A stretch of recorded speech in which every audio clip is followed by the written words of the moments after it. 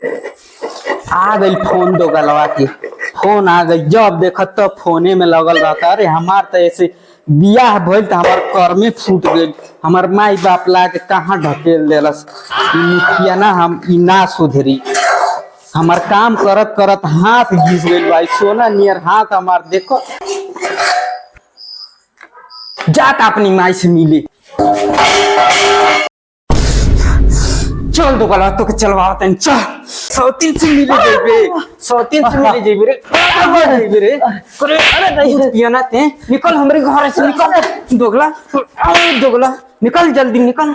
मुखियानु आ गइला तार बोटी बोटी नोच दे। दोगला हो आवत काय मम्मी हमेशा नाही करते रे पापा रे, नाश्ता तो बनवून नाही। तोरा नाश्ता चाहिए रे। ते और तोर बाप दोनों एक जैसे बड़ा सते पैदा हो गए ना। तोरे मुंह देख के हमें जवानी ना तो हम अपने यरवे संगे भाग गए रहती।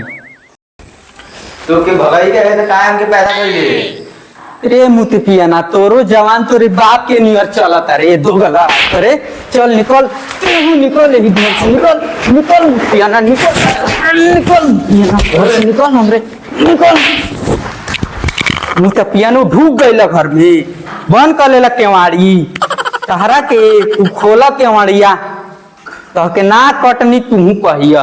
पियानो लो हमार करम फूट गइल बा घर में। अरे हम कहाँ जाए रे भाई।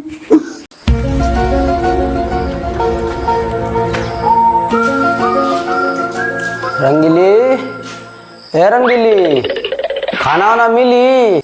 हाँ जी का कहतनी? अरे खाना वाना कुछ मिली? खाना ना, खाना तो हम कुछ बनैला ही नहीं की। अरे दाल चावल और कुछ बना लो। दाल चावल रतिये न खाई। दाल चावल रोज रोज दाले चावल खाए। अरे तो आलू की सब्जी बड़ी बना लो। आलू की सब्जी? ए रोज साजी सवेरे आलू एक सब्जी खातनी। और मन ना भरेला का? कुछ और बनवाई, कुछ और मंगाई। अच्छा चलो ठीक बना। ऐसा करा क्या मुर्गा लेके आओ तनी। मुर्गा? ई तो एकदम जंगली जानवर हो गइल बा, एकदम सुअर से बदतर हो गइल भाई। जब देखो तब मुर्गा मछली खा खा के कर पेट देखो एकदम तो निकल गइल बाटे। अरे तो से का बनी? अरे का बोला, चलो बना ला 2 मिनट वाला मैगी बना ला। मैगी जा उहे बना ला। मैगी? ई न रहुआ एक नंबर के बात कहनी है। अब बनावा तनी हम मैगी। हाँ बनाओ। मम्मी थोड़ी ढेर बनाइए। अच्छा ठीक बा, खा लेते हैं। रंगीली अरे ले आओ के भूखे मुँह अबू। अरे लाओ तनी जी, 2 मिनट बर्दाश्त ना होला कोनो। जल्दी ले आओ। ला देहनी। हाँ हईली रोटी और बैगन के चोखा। बैगन के चोखा? और तू को तो 2 मिनट में मैगी बनाओ तो नहीं भोसड़ो तो नहीं बैगन के चोखा खिएबू। ए माई के ना बोलता जी, यही जाई जवान लड़का बैठल बा, ई हमके भोसड़ी बनावता। करे दो गलो मर मर मर बैठल भाई। पियानो खुद बना के खाइतो ना तो सब जानवर तू बना के खोद दोगला। हमर राजा जी दिन में ना बोले, वो रोतिया में घूप घूप ले ले। हमर राजा जी ए जी ए उठी, हली गरम गरम चाय पीली। क्या है? हाँ काहे चिंकतनी? हली सुबह सुबह पहली बार चाय है पीली। कुछ ना कुछ बात दबा भाई। ये चाय मेहनत आज तक चाय दे दिलस नहीं, पहली बार चाय दिले भी या।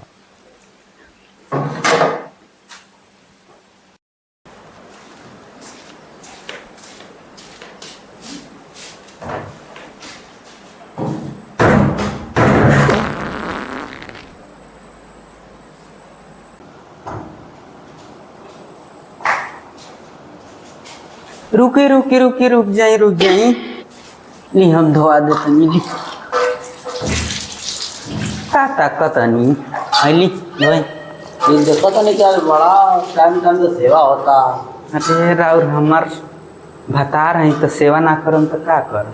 आई आई गरम गरम खाना बनेले बानी। खाना खिया दी। बस सही। ली हरी खाना खा ली। खाना हाँ इतना सवेरे सवेरे खाना आज पहली बार का बात है। बाकी तो 10 बजे 11 बजे के नाश्ता मिलेला तो खाना ले लो सवेरे सवेरे। अरे खाई ना।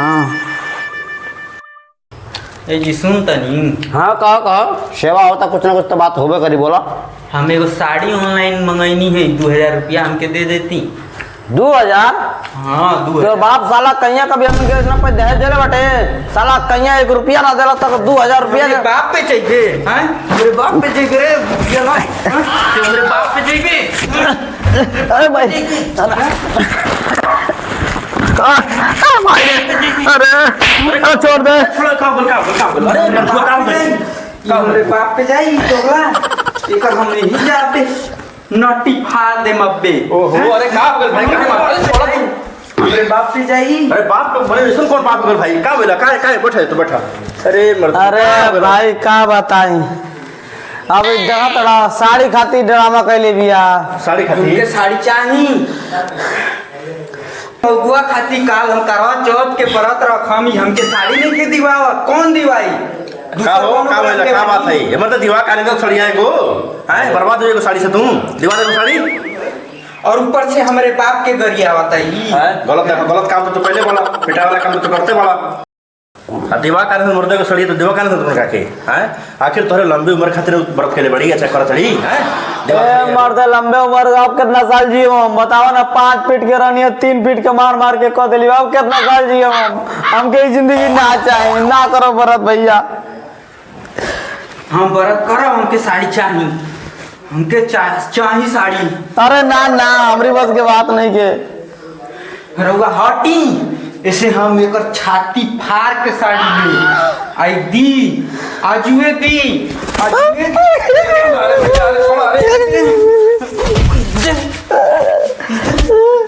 हमार साड़ी दे। ई चांदवा न काज कहिया निकल जाइत न रहता नीचे दोगला तहरो को चीर देती। चीर के जगह एगो को सुतैले बानी।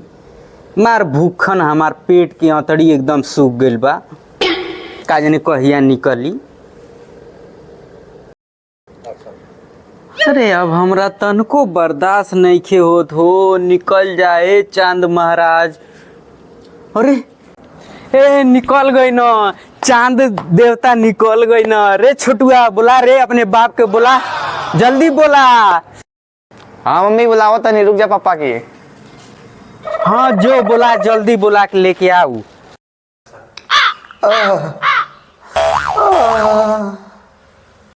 पापा मम्मी पूजा करे बुलावत क्या। पूजा करे खातिर मार दिल पूजा करी। चल तो लठिया ले ले आज नहीं के टंगरी तुरंत नहीं चलता।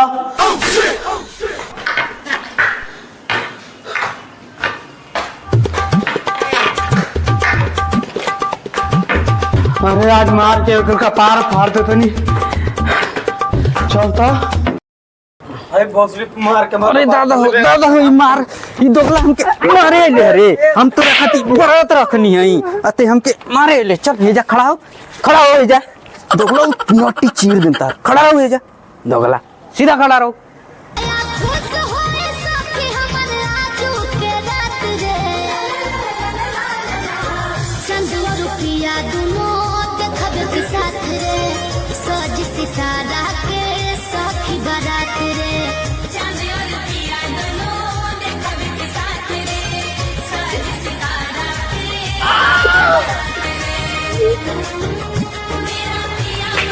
रोबे रे दोगला, सीधा सोच खड़ा रहो। ले हमके पानी पिया ले। तोरा खातिर हम व्रत रख लेवानी।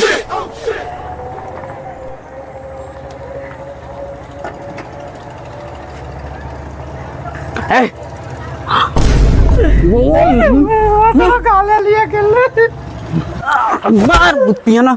रोज रोज लड़ाई, रोज रोज है, रोज रोज कर नाटी फाड़ दे।